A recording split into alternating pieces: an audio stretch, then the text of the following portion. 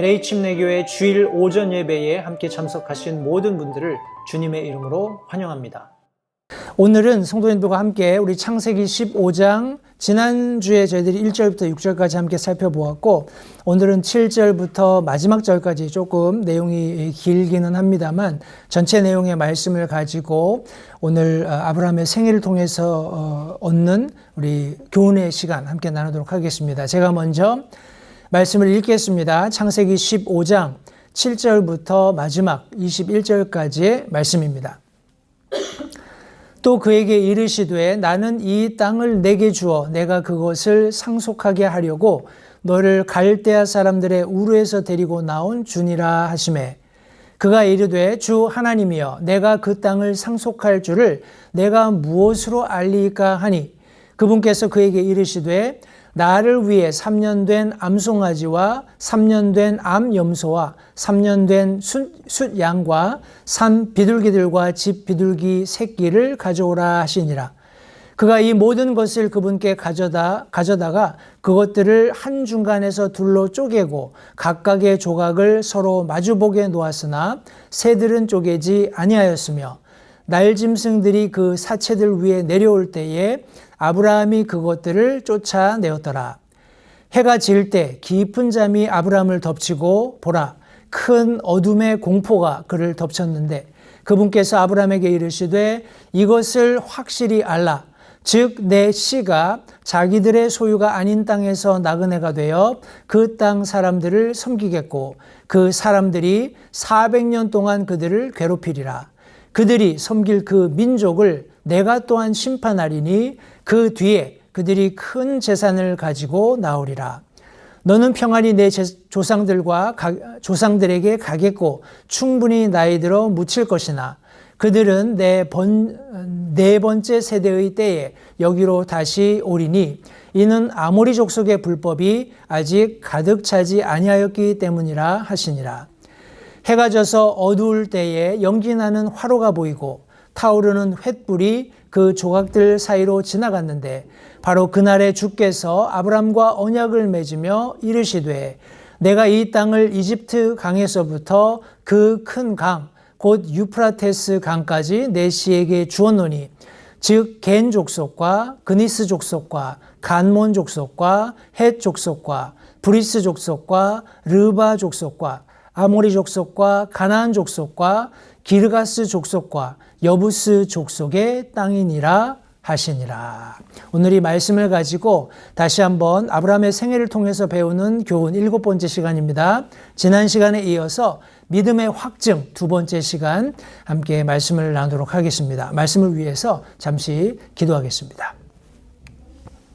살아계신 아버지 하나님 감사합니다. 오늘 복된 주일 사랑하는 성도들과 함께 하나님 앞에 예배드릴 수 있는 이 귀한 특권을 이 시간 다시 한번 감사드립니다. 오늘 특별히 하나님의 말씀을 대면하고 선 이 순간 다시 한번 하나님께서 아브라함에게 어떻게 하나님을 향해서 아브라함이 믿음을 가질 수 있었는지, 그것을 어떻게 확증해 주셨는지 2번째 시간을 함께 말씀 상고하기 원합니다. 성령 하나님께서 이 말씀을 기록하신 대로 우리가 이 진리의 말씀을 밝히 깨달아 알 수 있도록 도와주시고, 다시 한번 들려지는 말씀을 통해서 하나님을 향하여 우리가 가진 믿음을 확증할 수 있는, 확신할 수 있는 그런 귀한 시간 되도록 도와주시기 원합니다. 성령 하나님께 예배를 양도합니다. 소종을 하나님께서 용처대로 사용하시고 하나님께서 홀로 영광 받으시는 귀한 이 시간 될 수 있도록 다시 한번 간절히 하나님 앞에 의뢰하올 때 예수님의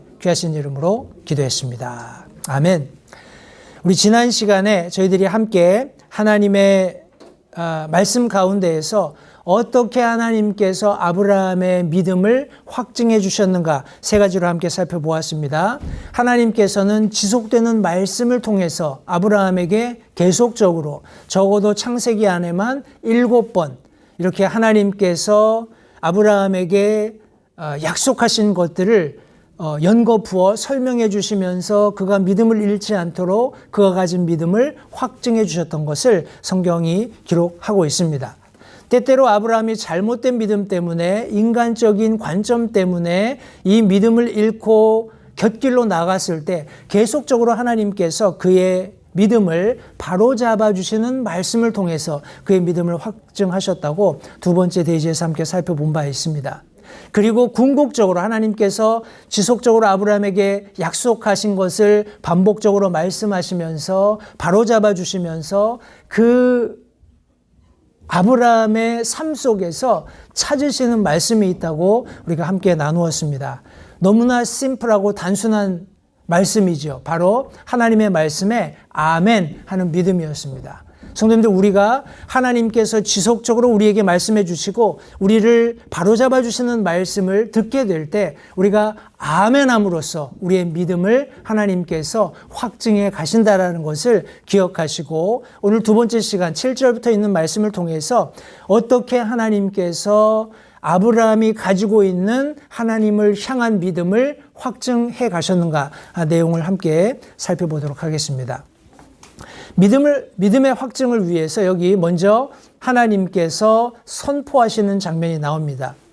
우리 7절 말씀해 보시면, 또 그에게 이르시되 나는 이 땅을 내게 주어 내가 그것을 상속하게 하려고 너를 갈대아 사람들의 우르에서 데리고 나온 주니라 라고 아브라함에게 말씀하시는 내용을 우리가 확인해 볼 수 있습니다. 여기 이것을 우리가 좀 우리 개인적인 교회 시대를 사는 그리스도인들의 삶에 적용해 본다면, 성도님들, 이것은 하나님께서 우리를 구원해 주신 목적입니다. 제가 일전에 잠시 언급드린 바대로 하나님께서 여기 이 본문 속에도 나옵니다만, 이스라엘 백성들이 이집트에서 종살이할 때 하나님께서 그들을 극적으로 모세라는 지도자를 통해서, 아론이라는 그의 대언자를 통해서 이집트로부터 그들을 출애굽하시는 장면을 성경이 묘사하고 있습니다. 하나님께서 궁극적으로 그들을 이집트로부터 구출해 내신 이유는 그냥 광야에서 평안히 먹고 살고 하는 일 없이 보내라고 구원하신 것이 아니에요. 하나님께서는 구원하신 분명한 목적을 가지고 있습니다. 믿는 그리스도인의 삶에서도 마찬가지입니다. 하나님께서 우리를 구원하시고 우리 구원받은 그리스도인의 삶 속에 기대하시는 바가 있다는 것을 잊지 마셔야 돼요. 여기 지금 하나님께서 아브라함에게 하시는 말씀은, 나는 이 땅, 내가 지금 서 있는 이 땅을 내게 주어서 내가 그것을 상속하게 하려고 내가 있었던 갈대아 사람들의 우르에서, 그 땅에서 너를 데리고 나왔다라고 지금 여기 말씀해 주고 있습니다. 여기 마지막에 보시면 데리고 나온 주니라 할 때 이 주가 영어 성경에는 대문자 LORD, Lord로 되어 있습니다. 우리 대문자 LORD는 우리가 잘 아는 바와 같이 여기 이스라엘에게 자신을 드러내 보여주셨던 야훼 하나님, 여호와 하나님을 의미합니다. 여호와 하나님, 그 의미 자체가 너무나 우리에게 확실하게 이 하나님이 누구신지를 설명하고 있는데, 바로 I am that I am, 나는 스스로 있는 자다라고 하나님께서 자신을 드러내 보여주셨어요. 창조의 밖에 계시면서 모든 피조물들의 주인으로서 하나님께서 모든 것을 소유하고 계신다는 소유 주체로서의 하나님을 여기 지금 설명해 주고 있는 것입니다. 하나님께서는 아브라함이 선 땅을 상속하도록 그를 부르셨다고 말씀하고 있습니다. 성도님들, 상속한다라는 것은 내 것이 아니면 상속할 수 없겠죠. 남의 것을 갖다가 내 자식한테 상속물로 줄 수는 없잖아요. 그죠? 내 것이 있을 때 그것을 상속할 수 있습니다. 여기 하나님께서는 분명히 갈대아 사람들이 있었던 그 우르 땅보다 훨씬 더 좋은 땅, 지금 내가 밟고 있는 이 선 땅을 내가 너에게 주겠다라고 약속하고 있는 모습을 우리 말씀에 기록하고 계신 것입니다. 성도님들, 여러분들의 삶에는 개별적으로 이런 스스로 존재하시면서 창조의 주체로서 모든 것을 소유하신 하나님께서 내가 이것을 내게 주겠다라고 개별적으로 자신을 드러내시는 하나님을 만난 적이 있는지 다시 한번 생각해 보시기 바라요. 여기 하나님께서는 아브라함의 하나님이 되기를 자처하셨습니다. 그러면서 하나님께서 이 땅을 상속하시기 위해서 두 가지 일들을 하시는데, 첫 번째로 하나님께서 그를 데리고 나오셨어요. 그리고 그에게 상속하도록 하셨다는 것을 성경이 말씀하고 있습니다. 성도님들, 이 땅의 원주인은 우리 맨 마지막에 10족속들이 나옵니다. 10족속들이 그 땅에 이미 거하고 살고 있었지만은 하나님께서는 당당하게 이것이 내 땅이고 내가 이것을 아브라함에게 줄 수 있는, 상속할 수 있는 권리가 있다라는 것을 여기 말씀하고 계시는 거예요. 성도님들, 하나님께서 우리를 구원하셨습니다. 그리고 이 땅 가운데 있으면서 이 땅에서 열심히 수고하고 땀 흘리며 거기서 거둬들이는 모든 수고의 결실들을 우리에게 약속하고 계신다는 것을 기억하시기 바라요. 궁극적으로는 하나님께서 이 땅 가운데 적어도 우리가 1000년 동안 그분과 함께 통치하면서 그분께서 우리에게 약속하신 상속, 그런 땅 안에서 그것을 밟고 실제적으로 통치할 날이 있게 된다는 것을 성도님들 기억하면서 하나님께 감사하시기 바랍니다. 조금 더 구체적으로 제가 이후에 말씀드리겠습니다만, 이런 하나님이 우리 아브라함을 향해서 이런 일들을 행하시겠다고 약속하셨을 때 아브라함이 질문을 합니다. 아브라함이 던진 질문은 확증을 요구하는 거예요. 8절 말씀해 보시면, 그가 이르되 주 하나님이여 내가 그 땅을 상속할 줄 내가 무엇으로 알리까? 라고 질문을 던집니다. 성도님들, 그런 아마 궁금증 혹은 그런 의혹을 가지셨을 수도 있을 거예요. 우리가 구원받고 나서 이 땅을 사는데 하나님께서는 믿는 그리스도인들에게 소위 말하는 형통함을 약속해 주셨는데 과연 어떻게 하나님께서 그것을 이루실 것인가? 성도님들, 1차적으로는 우리가 구원을 통해서 하나님이 약속하신 약속 안으로 들어갈 수 있습니다. 하나님의 자녀가 됨으로써 하나님의 상속 유업을 얻을 수 있는 특권을 예수님과 함께 공동 상속자로서 누릴 수 있게 되는 것을 성경이 말씀하고 있어요.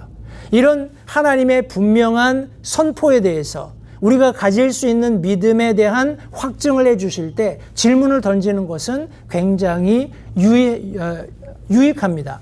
우리 성경 안에 많은 질문을 던졌던 사람들이 나옵니다. 우리 마태복음 19장 16절 말씀해 보시면 한 부자 청년이 나와서 예수님께 이렇게 질문합니다. 보라, 어떤 사람이 나와 그분께 이르되 선한 선생님이여 내가 무슨 일을 하여야, 어떤 선한 일을 하여야 영원한 생명을 얻으리이까?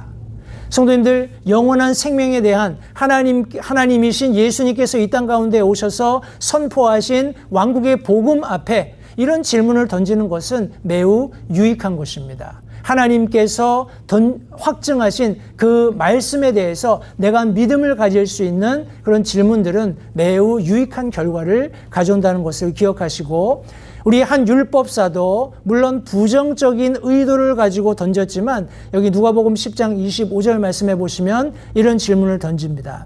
보라, 어떤 율법사가 일어나 그분을 시험하여 이르되 선생님이여 내가 무엇을 하여야 영원한 생명을 상속받으리이까?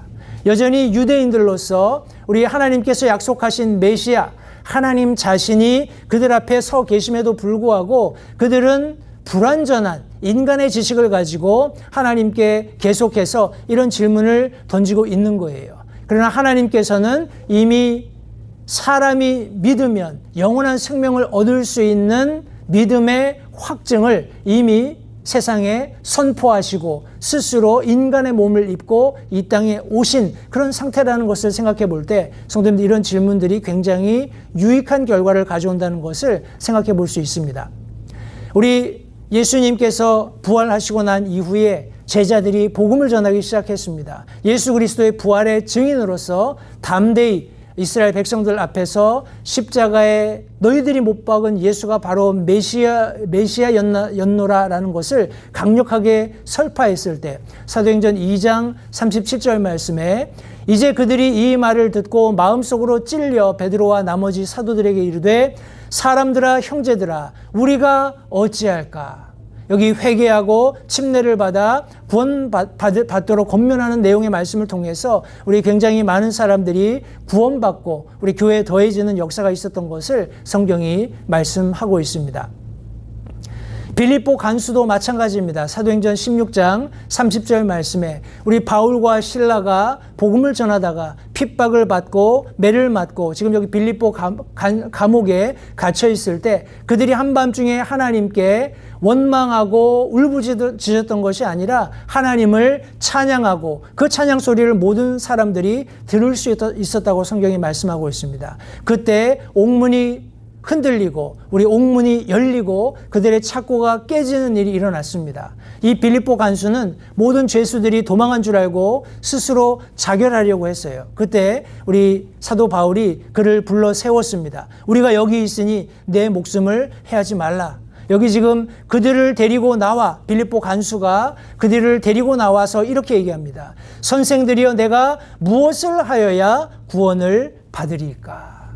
성도님들, 하나님께서는 늘 하나님의 말씀을 분명하게 선포하십니다. 우리의 믿음을 확증하시기 위해서 하나님의 말씀을 명확하게 선포하셔요. 저와 여러분들이 구원받은 분명한 목적이 있다는 것을 기억하시기 바랍니다. 아브라함에게 약속의 땅을 주시고 씨를 주시고 복의 근원이 되게 하셨던 것처럼 이스라엘 백성을 이집트로부터 구출하셔서 그들에게 약속하셨던 그들의 조상인 아브라함에게 약속하셨던 젖과 꿀이 흐르는 땅을 소유하도록 약속하셨던 것처럼 성도님들 오늘날 우리 믿는 그리스도인들도 예수 그리스도를 개인의 구주로 영접한 이후에 이 땅 가운데에서 하나님께서 허락해 주시는 우리가 밟는 땅을 하나님께서 우리에게 주시겠다고 약속하신 그 약속의 근거에서 끊임없이 믿음으로 우리가 하나님의 지경을 넓혀가는 복음 전도자의 사명을 살아야 한다는 것을 기억하시기 바랍니다. 때때로 우리의 삶에 의문이 드는 순간들이 있을 거예요. 하나님께서 과연 우리에게 주신 이 약속은 무엇을 의미하는가? 내가 어떻게 이 약속을 성취할 수 있는가? 무엇이 그 증거가 되는가? 하나님 앞에 질문을 던지는 것은 성도님들 시간 낭비가 절대 아니라는 것 기억하시기 바랍니다. 때때로 하나님께 이런 질문을 던질 때 하나님께서 당신의 선포에 이어서 우리에게 요구를 하시는데 그 내용이 9절 말씀에 있습니다. 9절 말씀에 보시면 그분께서 그에게 이르시되 나를 위해 3년 된 암송아지와 3년 된 암염소와 3년 된 숫양과 산비둘기와 집비둘기 새끼를 가져오라 하시니라. 성경이 말씀하고 있습니다. 여기 아브라함에게 하나님께서 약속하신 이 아브라함이 밟고 있는 그 땅을 주시겠다는 약속을 확증하시기 위해서 이미 선포하셨지만 그것을 확증하시기 위해서 아브라함 편에서 해야 할 일이 무엇인지를 설명하고 계세요. 여기 말씀해 보시니까 나를 위해서 하나님께 드리기 위해서 혹은 하나님과의 어떤 계약을 체결하기 위해서 3년 된 암송아지, 3년 된 암소, 3년 된 순양, 그리고 산비둘기와 집비둘기 새끼를 준비할 것을 여기 말씀하셨습니다.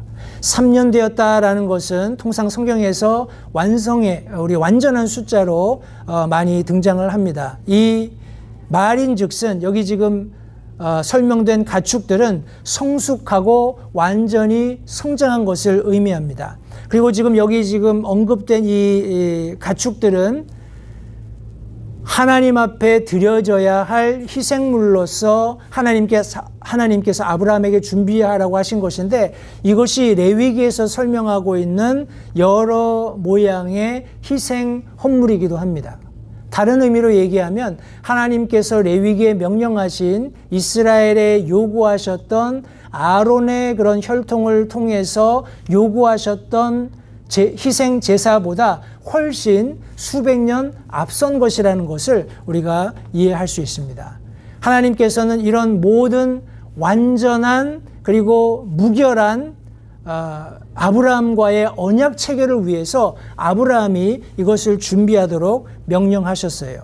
이것을 가지고 와서 이제 10절 말씀해 보니까 그가 이 모든 것을 그분께 가져다가 그것들을 한중간에서 둘로 쪼개고 각각의 조각을 서로 마주보게 놓았으나 새들은 쪼개지 않았다. 성경이 말씀하고 있습니다. 성도님들, 이것은 자기 저주적인 맹세라고 우리 고대 근동에서 언약 체결을 할 때 맺는 그런 언약법이었습니다. 다시 말해서 두 사람이 어떤 언약을 맺게 되면 우리 한국에는 뭐 도장 찍자 뭐 이렇게 얘기하잖아요. 근데 고대 근동에서는 야, 우리 짐승을 가르자, 짐승을 반으로 자르자 이렇게 얘기를 하는 거예요. 어떤 약속을 할 때. 근데 이 약속이라는 것이 굉장히 조금 살벌합니다. 그죠? 가축을 가져다 놓고 그것을 반으로 잘라서 버려놓고 그 가운데 이 언약을 하는 두 사람이 손을 잡고 같이 지나가는 거예요. 그래서 어느 한편이라도 이 언약을 어기게 되면 마치 지금 우리가 여기 갈라놓은 이 가축들처럼 그 사람도 생명의 위협을 감수해야 한다라는 그런 강한 메시지를 가지고 있는 겁니다. 아마도 아브라함은 실제적으로 하나님과 함께 손을 잡고 그 가운데를 걸어감으로써 하나님께서 내게 지금 하신 이 약속이 틀림없다라는 것을 아마 인정받고 싶어 했을 겁니다. 확증해 보고 싶었을 거예요. 그렇지만 하나님께서는 그렇게 하지 않으셨어요. 근데 여기 우리 11절 말씀해 보니까 이런 내용이 있습니다. 날짐승들이 그 사체들 위에 내려올 때 아브라함이 그것들을 내쫓았다. 이 날짐승들은 항상 우리 성경 말씀해 보면 우리 마귀와 그를 추종하는 우리 사탄과 그를 추종하는 마귀들로 묘사될 때가 많이 있습니다. 성도님들 기억하십시오. 하나님께서 우리와 약속하시기 위해서 하나님의 말씀을 선포하시고 나서 우리가 해야 될 일들을 요구하셔요. 성도님들, 우리가 하나님께 가장 귀한 것을, 내게 가장 가치 있는 것을, 또 하나님과 나 사이에 어떤 약속에 대해서 분명한 증거가 될 것들을 가지고 와서 맹약을 준비하는 과정 가운데 항상 마귀 사탄은 우리 예수님께서 씨 뿌리는 자의 비유에서 말씀해 주셨던 것처럼 하나님의 말씀이 우리 마음밭에 떨어지고 하나님이 선포하신 말씀에 대해서 내가 믿음을 가지고 나아가면 언제든지 마귀 사탄은 그 말씀을 채워가기 바쁜 것이 마귀의 본성입니다. 여기 하나님 앞에서 맹약을 앞두고 지금 아브라함이 자신의 최선을, 자기가 가져올 수 있는 최선의 것을 가지고 하나님과 맹약을 이루기 위해서 이 짐승들을 둘로 갈라서 버려놓았음에도 불구하고 계속해서 우리 날짐승들이 와서 이 사체들을 훼손하려고 하는 모습, 아브라함은 그것을 용납하지 않았다는 것을 성도님들 기억하시기 바랍니다. 저와 여러분들도 하나님께서 무엇인가 요구하실 때 끝까지 하나님께서 그 약속을 이루시는 것을 볼 때까지 끊임없이 하나님의 선포된 말씀이 내 삶 가운데 자리 잡도록, 때때로 그것이 오래 걸리고 지루하다 할지라도 성도님들, 우리가 하나님의 말씀이 성취될 때까지 마귀 사탄이 틈타지 못하도록 우리가 깨어있고 우리가 해야 할 바를 온전히 이루는 것은 매우 중요하다는 것을 기억하시기 바랍니다. 하나님의 말씀이 선포가 되었습니다. 그리고 여기 지금 아브라함이 하나님께서 요구하신 것들을 이루었어요. 그리고 나면 최종적으로 하나님께서 약속하신 것들을 행하시는데 여기 그 행하시는 모습이 조금 독특합니다. 우리 12절 말씀해 보시면 해가 질 때 깊은 잠이 아브라함을 덮치고 보라 큰 어둠의 공포가 그를 덮쳤다. 성경이 말씀하고 있어요. 여기 시간의 경과가 나타납니다. 이제 이후에 말씀해 보시면 지금 12절에서는 해가 질 때에 라고 그 상황을 설명하고 있는데 나중에는 해가 져서 어두울 때 이렇게 하나님께서 우리 불타는 연기 나는 화로와 불타는 횃불로 자신을 드러내셔서 이 쪼개진 가축 사이를 지나가는 것을 성경이 묘사하고 있습니다. 그런데 하나님께서 먼저 하시는 것은 무엇이냐 하면 아브라함을 깊이 잠들게 하셨다라는 거예요. 그리고 큰 어둠의 공포가 그를 덮었다라고 성경이 말씀하고 있습니다. 성도님들, 실제적으로 하나님께서 우리가 갖도록 주신 믿음을 선포하셨을 때 그 믿음은 우리의 노력을 통해서 되는 것이 사실 아무것도 없습니다. 우리 편에서 해야 할 일은 아무것도 없는 거예요. 그런데 여기 하나님께서는 아브라함을 잠들게 하심으로써 마치 하나님께서 사람이 홀로 독초하는 것이 좋지 않아서 그를 돕는 배우자, 배필을, 협력자를 만들기 위해서 아담을 깊이 잠들게 하셨던 것처럼 그 깊은 잠을 통해서 하나님께서 새로운 것을 창조하셨던 것처럼 여기 아브라함에게 깊은 잠을 주심으로써 아브라함과 하나님 사이에 맺은 언약이 하나님 편에 전적으로 귀속되어 있다는 것을 보여주시는 그런 놀라운 실행을 이루어 가시는 것을 성경에 기록하고 있는 것입니다. 성도님들, 여기 아브라함은 하나님 자신의 출현 혹은 하나님의 임재 자체만으로도 여기 큰 공포를 느꼈던 것을 성경이 말씀하고 있습니다. 우리 모세가 하나님을 처음 불타는 떨기나무에서 보았을 때 그는 신발을 벗고 납작 엎드렸던 것을 성경이 말씀하고 있습니다. 이스라엘 백성들이 하나님께서 시내산에 구름으로 불로 임하시는 모습을 보고 두려워 떨었던 것을 성경이 말씀하고 있습니다. 하나님을 섬기던 제사장들도 하나님의 전에 하나님의 영광이 임함으로써 우리 구름이 가득하게 되었을 때, 연기가 가득하게 되었을 때 더 이상 서서 섬길 수 없었던 것을 성경이 말씀하고 있습니다.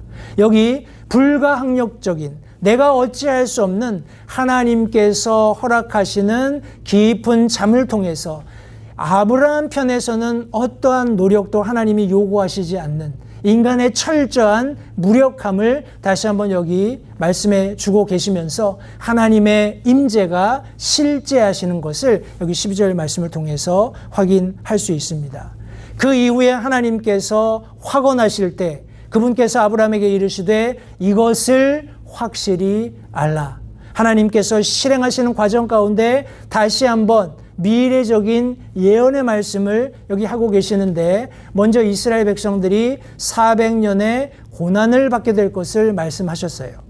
즉 내 씨가 자기들의 소유가 아닌 땅에서 나그네가 되어 그 땅 사람들을 섬기겠고 그 사람들이 400년 동안 그들을 괴롭히리라.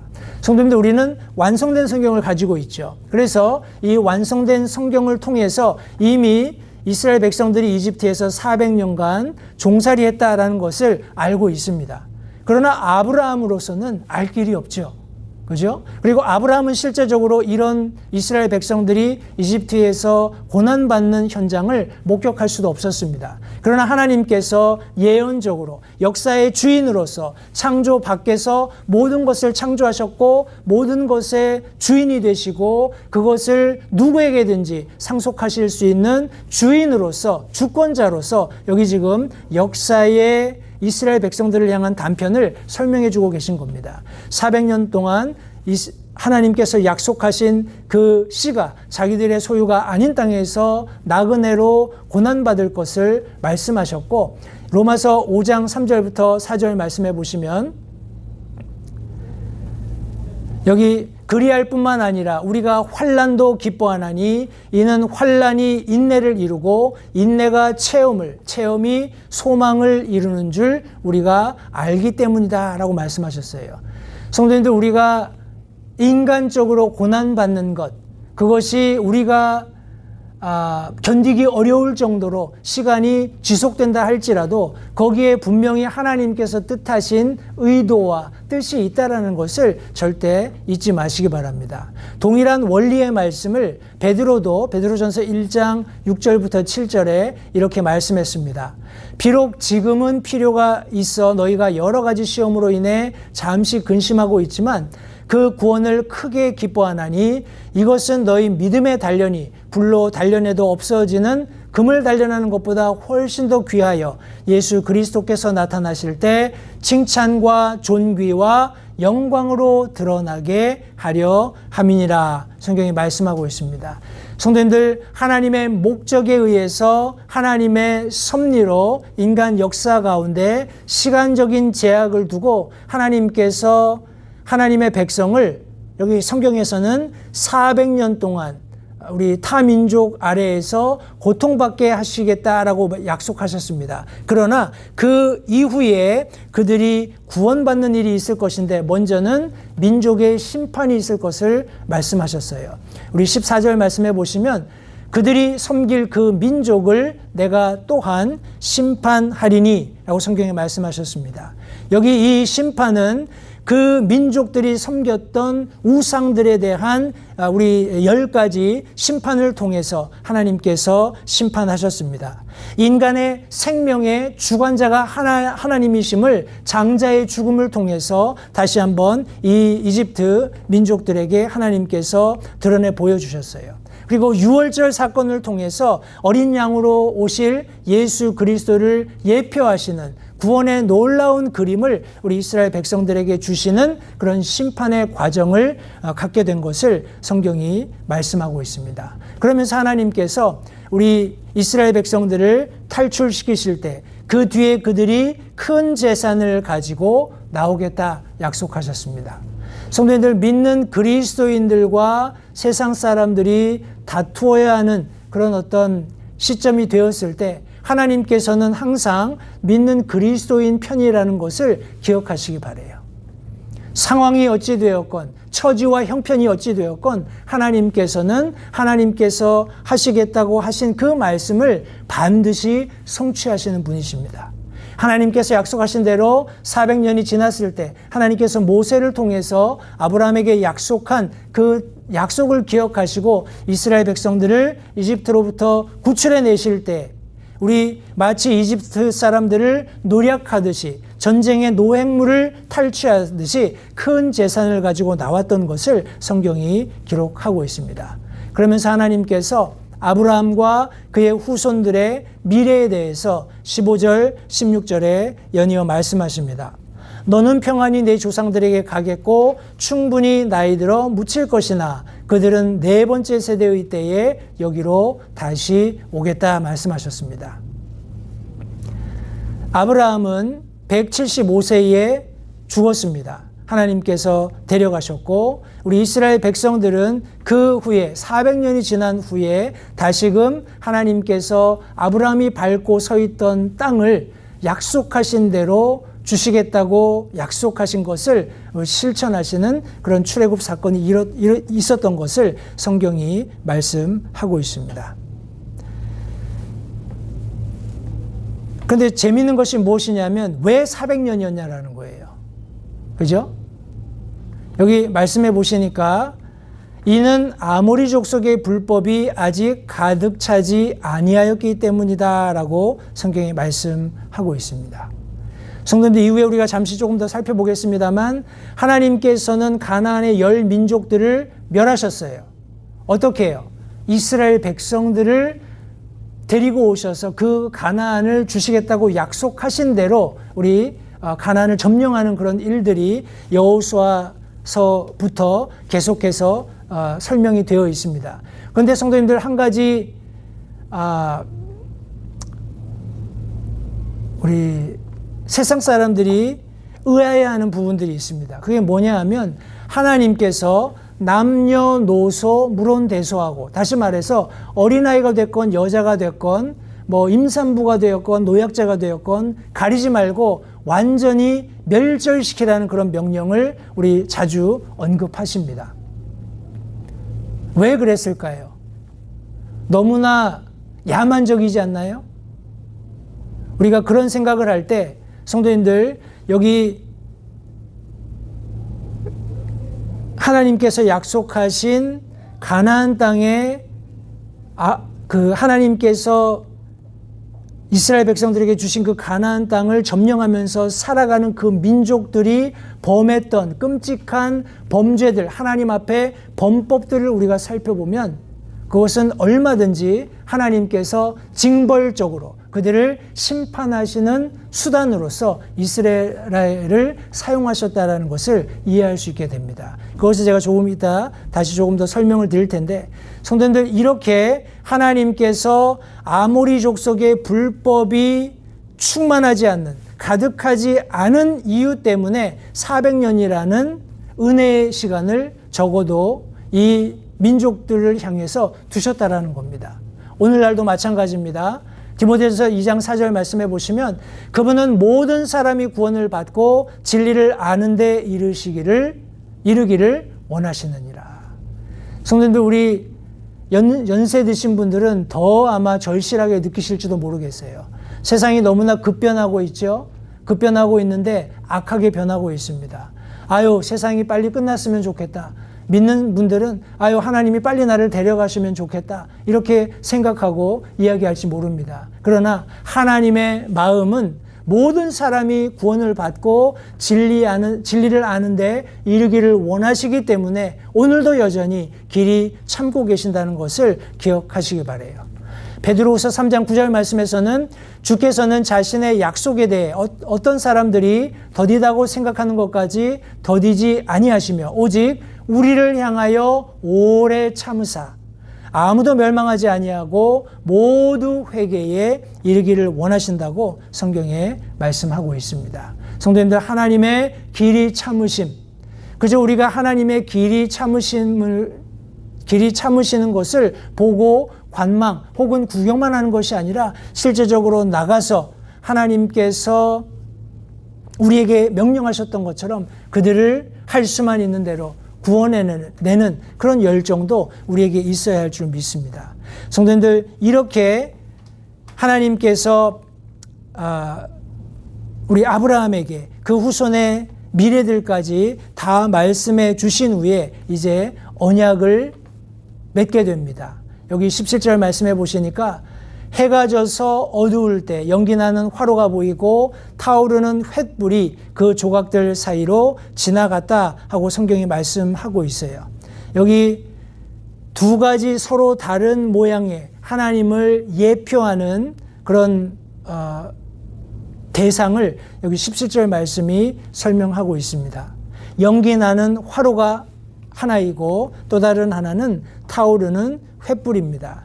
여기 연기나는 화로는 우리 하나님의 심판, 그리고 정화, 고난의 풀무, 이런 것들을 상징한다고 볼 수 있습니다. 타오르는 횃불은 하나님이 인도하시고 계시하시고 또 언약을 확증하시는 그런 모습으로 우리가 이해할 수 있겠습니다. 그래서 하나님께서 아브라함과의 언약을 맺으실 때 이런 두 가지 모습으로 나오셔서 이스라엘 백성들을 400년 동안 이집트에서 종살이하는 그런 상황에 놓이게 하시겠지만은 이것이 이스라엘 백성들을 잊거나 그들을 어떤 고난에 의도적으로 빠뜨리기 위함이 아니라 하나님께서 이루고자 하시는 그런 은혜와 긍휼을 실제적으로 집행하시기 위해서 하나님의 은혜가 믿는 자들과 믿지 않는 자들에게 공존한다는 사실을 하나님께서 선포하시고 이제 아브라함이 준비했던 모든 최선의 것들을 근거로 해서 하나님께서 하나님의 언약을 맺으실 때 이것이 전적으로 하나님 편에 속해 있다라는 것을 여기 나타내시기 위해서 연기나는 화로로 그리고 타오르는 횃불로 이 조각들 사이로 하나님께서만 지나가신 것을 성경이 말씀하고 있습니다. 성도님들, 이것은 하나님께서 얼마나 실제적으로 그와 언약을 맺으셨는지 우리 마지막 부분에 잘 기록되어 있습니다. 우리 바로 그날에 주께서 아브라함과 언약을 맺으며 이르시되, 하나님께서 목적을 분명히 설명하셨어요. 하나님께서 선포하셨습니다. 내가 너를 구원한 것은 너에게 이 땅을 상속물로 주기 위함이다. 아브라함이 질문을 던졌을 때 하나님께서 아브라함 편에서 할 수 있는 최선을 가지고 하나님과 맹약을 맺도록 요구하셨어요.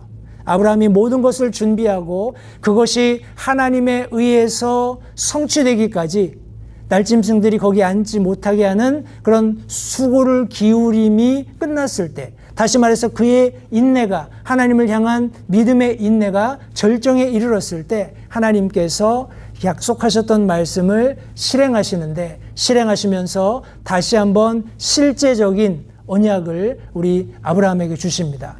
뭐라고 하시나요? 지정학적으로 내가 이 땅을 이집트 강에서부터 그 큰 강, 곧 유프라테스 강까지 내 씨에게 주었다 하고 말씀하고 있습니다. 성도님들, 여기 창세기 15장에 기록되어 있는 18절에 있는 이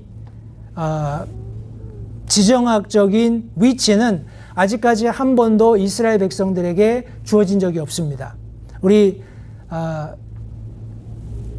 특별히 이스라엘의 역사를 다루는 사무엘부터 해서 열왕기, 역대기 전체를 살펴보아도 항상 이스라엘을 지칭할 때는 단에서 부엘세바까지, 뭐 이런 표현이 많이 나옵니다. 성경에 여러 번 단에서 부엘세바까지, 우리 그 최북단부터 최남단까지를 그렇게 지정하고 있는데, 여기 하나님께서 이스라엘 백성들에게 우리 아브라함을 통해서 그의 씨에게 주시겠다고 약속하신 곳은 이집트 강에서부터 유프라테스 강까지예요.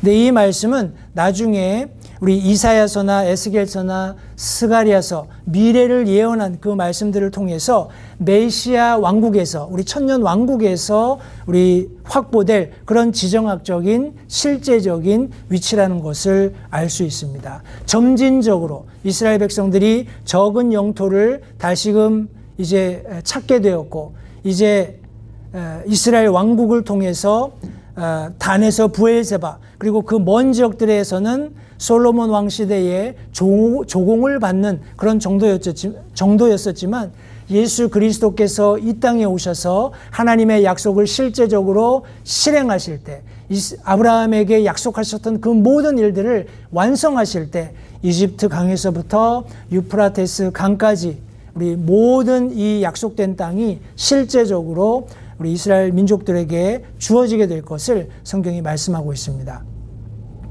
그리고 여기 민족적인 실제도 나옵니다. 앞서 설명드렸던 것처럼 19절부터 21절 말씀에 보시면 우리 족속이 언급되어 있어요.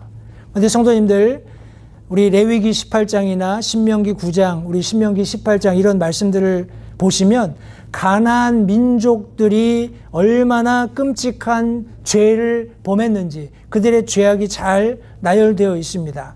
우리 어린 아기를 희생하는 그런 어떤 인신 제사가 있었습니다. 그리고 극단적인 성적 타락이 있었어요. 그리고 하나님께서 싫어하시는 우상 숭배가 만연했고 폭력과 잔인함이 극에 도달하고 있었습니다.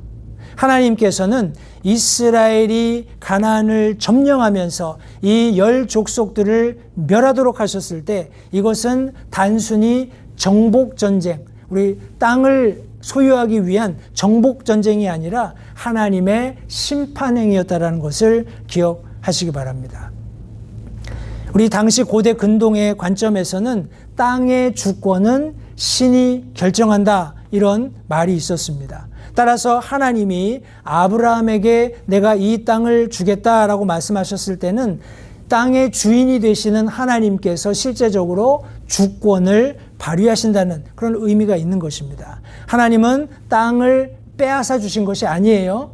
그 땅을 두시고 그 안에 있는 민족들이 회개했다면 아마 다른 방법으로 이 땅을 이스라엘 백성들에게 주셨을 것입니다. 많은 경우에 여기 있는 10민족들이 이스라엘 백성들에게 흡수되거나 멸망당하거나 했던 것을 우리가 성경 말씀을 통해서 확인해 볼 수 있습니다.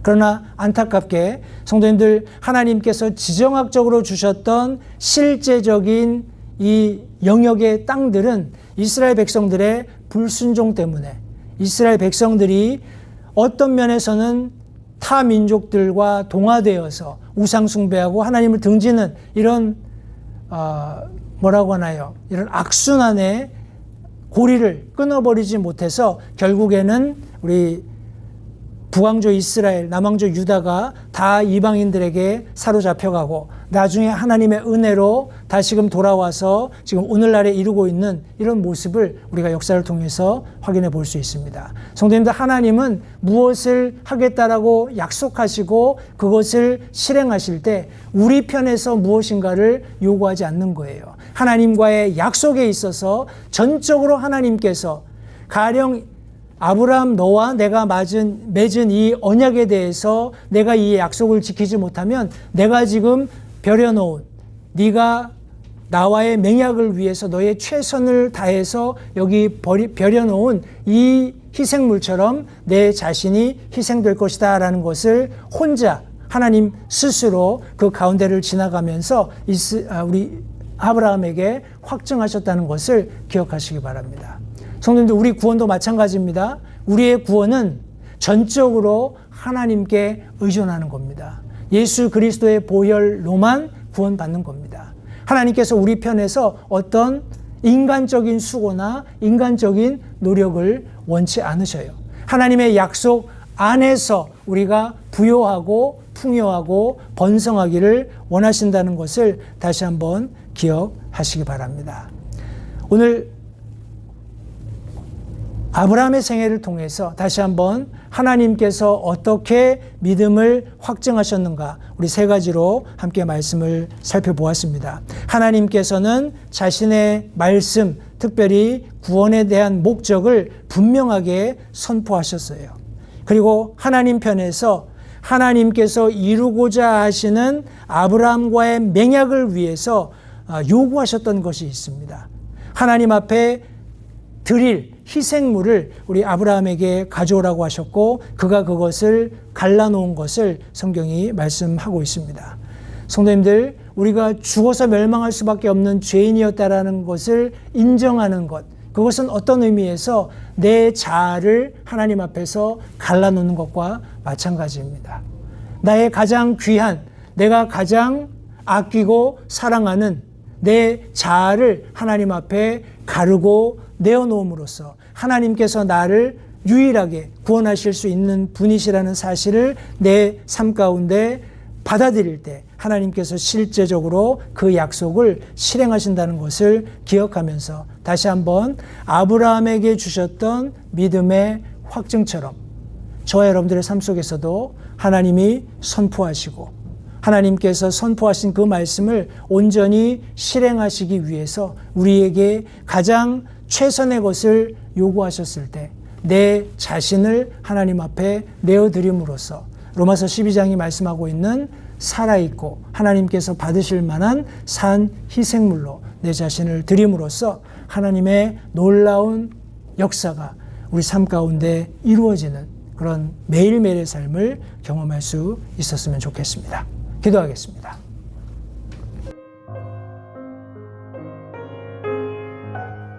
잠시 들으신 말씀에 따라 결단하는 시간을 가지시기 바랍니다. 하나님께서 무엇을 말씀하시든지 따르기로 결단하십시오. 하나님께서는 순종하는 자들을 존중하십니다. 아직 예수님을 개인의 구주로 영접하신 사실이 없으시다면 자신이 죄인됨을 인정하며 하나님께 나오는 자들을 하나님께서 받아주신다는 확실한 말씀에 근거하여 다음과 같이 기도하십시오. 하나님, 나는 죄인입니다. 나는 내 죄로 인해 죽을 수밖에 없음을 압니다. 그러나 예수님께서 내 죄를 위해 십자가에서 피 흘려 죽으시고 사흘 만에 다시 살아나셔서 내 죄값을 모두 지불하셨고 내게 새로운 생명을 약속하셨음을 믿습니다. 지금 이 순간 예수님을 내 마음에 모셔드립니다. 내 마음에 오셔서 나의 주와 그리스도가 되어주십시오. 예수님 이름으로 기도했습니다. 다음과 같이 기도하셨다면 여러분은 성경 말씀대로 구원을 받으셨습니다. 계속해서 주 안에서 함께 자라가는 복된 교제가 있기를 간절히 바랍니다.